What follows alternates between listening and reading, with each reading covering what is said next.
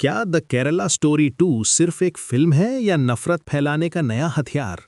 जानिए इस विवादित सीक्वल का असली सच।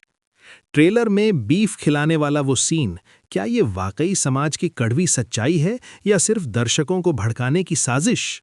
तो आज का हमारा विषय है, हाल ही में जो अपलोड हुआ है। इस फिल्म का नाम है the Kerala story 2 goes beyond और इसके निर्माता विपुल अमृतलाल शाह, आशिन ए शाह और कामाख्या सिंह है। हित गिरोह का सबसे क्रूर और व्यावसायिक नजरिया तब सामने आता है जब पैसों का खेल शुरू होता है। जी। का एक बहुत ही विचलित करने वाला दृश्य प्रस्तुत किया गया है।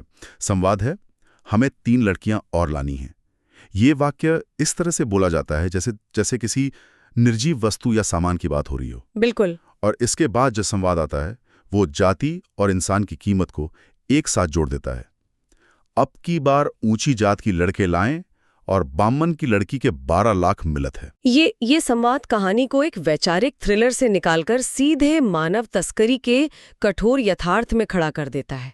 Human trafficking. एक इंसान की एक लड़की की कीमत तय की जा रही है और वो भी उसकी जाति के आधार पर। ये दर्शाता है कि अपराधियों के इस नेटवर्क ने इंसान को एक कमोडिटी या वस्तु में बदल दिया है, जिसका बाजार में एक मूल्य निर्धारित है। ये बहुत ही क्रूर सच है, बहुत क्रूर है। ये सामाजिक संरचनाओं जैसे जाति व्यवस्था का इस्तेमाल वित्तीय मुनाफे के लिए करने का सच पेश करता है। निर्माता यहाँ दर्शकों को ये दिखाने का प्रयास कर रहे हैं कि पर्दे के पीछे काम कर रहे इन नेटवर्कों के लिए धर्म या विचारधारा केवल एक उपकरण हो सकती है, जबकि उनका असली उद्देश्य पूरी तरह से आर्थिक है। जी, पूरी तरह से आर्थिक। और इस वित्तीय क्रूरता और इंसानियत के इस व्यवसायीकरण की हद, कोई व्यक्ति अपनी पूरी वैचारिक और सामाजिक पहचान ही झूठ की बुनियाद पर खड़ी करता है तो सामने वाले व्यक्ति पर इसका मनोवैज्ञानिक प्रभाव बहुत गहरा होता है। बहुत गहरा, हाँ। लिबरल जर्नलिस्ट का चोला ओढ़ना ये दर्शाता है कि वो व्यक्ति जानता था कि लड़की किस तरह की विचारधारा से प्रभावित होगी या खुद को सुरक्षित महसूस करेगी। और इसी बहस के बीच ट्रेलर का शायद सबसे महत्वपूर्ण और चौंकाने वाला संवाद आता है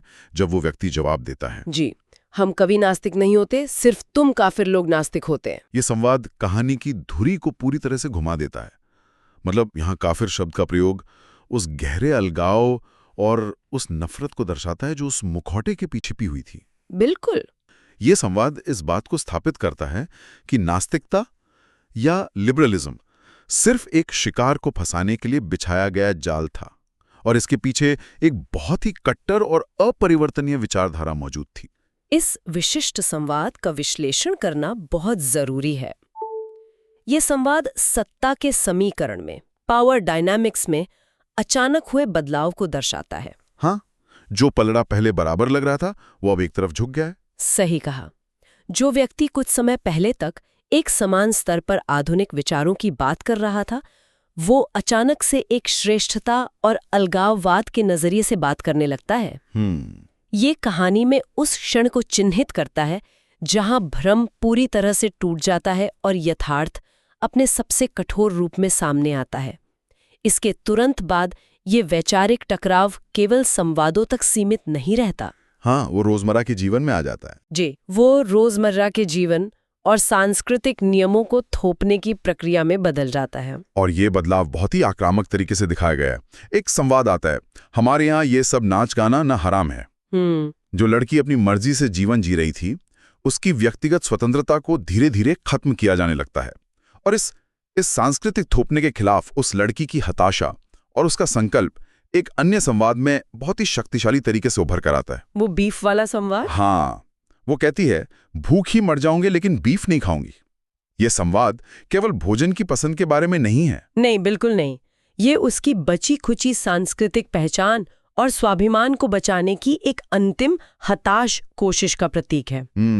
जब किसी व्यक्ति से उसका परिवार, उसकी स्वतंत्रता और उसका परिवेश छीन लिया जाता है तो वो अपनी उन बुनियादी मान्यताओं को पकड़कर अपने अस्तित्व को बचाने का प्रयास करता है जो उसके लिए सबसे ज्यादा मायने रखती हैं। सही कहा। भूखी मर जाऊंगी लेकिन बीफ नहीं खाऊंगी एक ऐसा संवाद है जो शारीरिक नियंत्रण के खिलाफ एक मनोवैज्ञानिक विद्रोह को दर्शाता है। और ये वैचारिक और सांस्कृतिक थोपने की सीमाएं केवल वर्तमान तक सीमित नहीं रहती। कहानी में एक संवाद ऐसा भी है जो भविष्य और आने वाली पीढ़ियों पर नियंत्रण की बात करता है। जी। संवाद है, बच्चे तो होंगे ना, वो किस रिलीजन को फॉलो करेंगे? ये प्रश्न कहानी के दायरे को और अधिक विस्तृत कर देता है। ये दर्शाता है कि ये पूरी प्रक्रिया केवल एक व्यक्ति के धर्मांतरण या उस पर नियंत्रण स्थापित करने के बारे में नहीं है। तो ये किस बारे में है?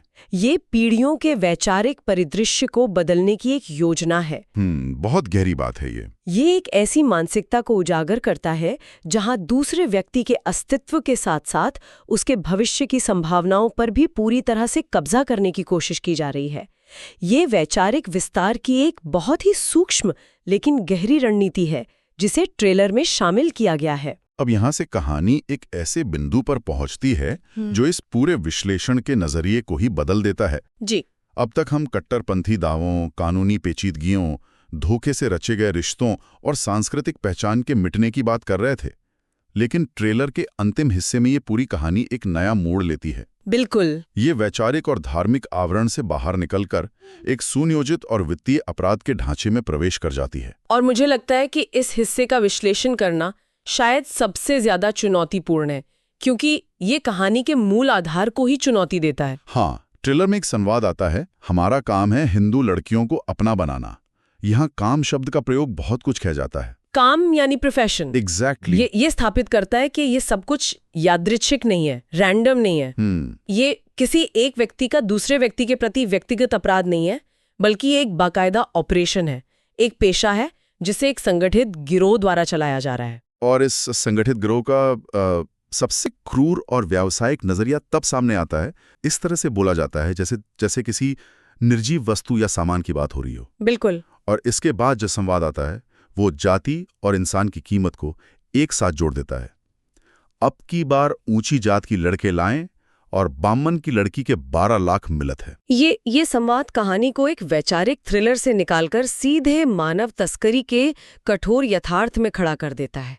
Human trafficking. एक इंसान की एक लड़की की कीमत तय की जा रही है, और वो भी उसकी जाति के आधार पर। यह दर्शाता है कि अपराधियों के इस नेटवर्क ने इंसान को एक कमोडिटी या वस्तु में बदल दिया है, जिसका बाजार में एक मूल्य निर्धारित है। ये बहुत ही क्रूर सच है, बहुत क्रूर है। ये सामाजिक संरचनाओं जैसे जाति व्यवस्था का इस्तेमाल वित्तीय मुनाफे के लिए करने का सच पेश करता है। निर्माता यहाँ दर्शकों को ये दिखाने का प्रयास कर रहे हैं कि पर्दे के पीछे काम कर रहे इन नेटवर्कों के लिए धर्म या विचारधारा केवल एक उपकरण हो सकती है, जबकि उनका असली उद्देश्य पूरी तरह से आर्थिक है। जी, पूरी तरह से आर्थिक। और इस वित्तीय क्रूरता और इंसानियत के इस व्यवसायीकरण की हद तब पार हो जाती है जब हम अंत में एक ऐसा संवाद सुनते हैं जो कहानी के पूरे भावनात्मक आधार को ही ध्वस्त कर देता है। वो वसूली वाला संवाद। हाँ, संवाद है, इस पर जो खर्च करवाया उसका वसूली कर। ये संवाद कहानी में एक बहुत ही डार्क और व्यावसायिक नजरिया पेश करता है। ये संवाद इस पूरे विश्लेषण का एक बहुत ही महत्वपूर्ण निष्कर्ष निकालने में मदद करता है। वो कैसे? जरा इस विरोधाभास पर गौर करें। एक तरफ कहानी की शुरुआत में लड़की ये सवाल पूछ रही थी कि एक बार, एक दिन, एक पल के लाते भी तुमने हमसे प्यार करो कि नहीं, जो एक बहुत ही गहरा भावनात्मक प्रश्न था। बिल्कुल। और दूसरी तरफ कहानी के अंत में वो नेटवर्क है जो प्यार तो दूर, उसे सिर्फ एक इन्वेस्टमेंट मान रहा है जिससे अब रिकवरी या वसूली करनी है।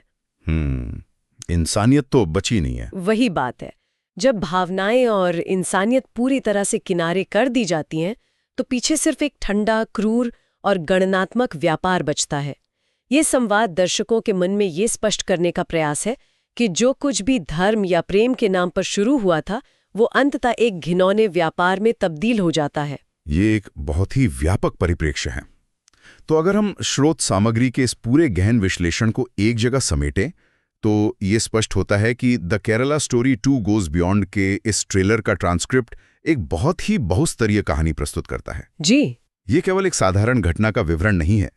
ये ट्रेलर अपनी शुरुआत एक बड़े राष्ट्रीय खतरे के दावे से करता है, फिर ये कागजातों की हेराफेरी और पॉक्सो जैसे गंभीर कानूनी अपराधों की तरफ बढ़ता है। उसके बाद ये हमें पहचान के संकट, लिबरलिज्म के मुखौटे और सांस्कृतिक थोपने के मनोवैज्ञानिक द्वंद्व में ले जाता है, और अंततः ये पूरी कहानी को इंसान की कीमत लगाने और मानव तस्करी के एक भयानक वित्तीय व्यापार पर लाकर खड़ा कर देता है। देखिए, इस तरह के विस्तृत विश्लेषण का महत्व सिर्फ कहानी को समझने तक सीमित नहीं है जी। इसका सीधा संबंध मीडिया साक्षरता से है। Media literacy. हाँ, ये बहुत जरूरी है बिल्कुल आज के समय में। बिल्कुल। जब हम किसी स्रोत सामग्री का इस तरह से परत दर परत विश्लेषण करते हैं तो हम सिनेमा या किसी भी मीडिया को केवल मनोरंजन के रूप में देखना बंद कर देते हैं। हम ये समझने लगते हैं कि कैसे सामग्री निर्माता जटिल, संवेदनशील और अक्सर ध्रुवीकरण करने वाले सामाजिक मुद्दों को पर्दे पर बुनते हैं। संवादों का चयन कैसे किया जाता है, दृश्यों का क्रम कैसे तय होता है और एक विचार से दूसरे विचार तक का संक्रमण कैसे दर्शकों की सोच और उनकी प्रतिक्रियाओं को आकार देने के लिए इस्तेमाल किया जाता है। सही बात है। एक जागरूक दर्शक वर्ग के लिए सामग्री के पीछे काम कर रहे मनोविज्ञान और इन कथात्मक रणनीतियों को समझना बेहद आवश्यक है। ये बहुत ही महत्वपूर्ण बिंदु है। किसी भी सामग्री का मूल्यांकन केवल उसके ऊपरी आवरण को देखकर नहीं किया जा सकता।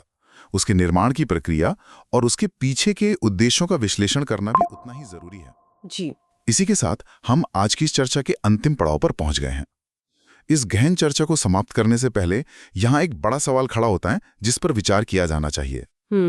ये एक ऐसा विचार है जो सीधे तौर पर इस ट्रेलर के ट्रांसक्रिप्ट में स्पष्ट रूप से नहीं लिखा गया है, लेकिन हमारी आज की इस विस्तृत चर्चा से स्वाभाविक रूप से उत्पन्न होता है। वो क्या है? जब कोई सामग्री निर्माता किसी ट्रेलर में इतने छोटे लेकिन इतने आक्रामक, ध्रुवीकरण करने वाले और सीधे प्रहार करने वाले संवादों का उपयोग करता है, जहां एक तरफ बड़े राष्ट्रीय स्तर के दावे किए जा रहे हैं और दूसरी तरफ इंसानों की जाति के आधार पर बोली लगाई जा रही है, तो क्या उनका मुख्य उद्देश्य केवल एक कहानी बताना होता है या फिर दर्शकों के मन में एक तात्कालिक डर, गुस्सा और असीमित कौतूहल पैदा करके मार्केटिंग की एक बिल्कुल नई और आक्रामक तकनीक रची जा रही है? ये सोचने वाली बात है कि आज के इस तेज तर्रार दौर में जहां लोगों का ध्यान खींचना सबसे बड़ी चुनौती बन गया है, वहां सिनेमाई कला और सामाजिक मनोविज्ञान के बीच की रेखा कितनी धुंधली हो चुकी है। बिल्कुल। क्या हम सिर्फ एक कहानी के दर्शक हैं या फिर हम एक बहुत ही सुविचारित मनोवैज्ञानिक प्रयोग का हिस्सा बन रहे हैं? ये वास्तव में एक ऐसा सवाल है जो सामग्री के उपभोग के तरीके पर एक नया दृष्टिकोण प्रस्तुत करता है और मेरा मानना है कि इस पर गहराई से विचार किया जाना चाहिए।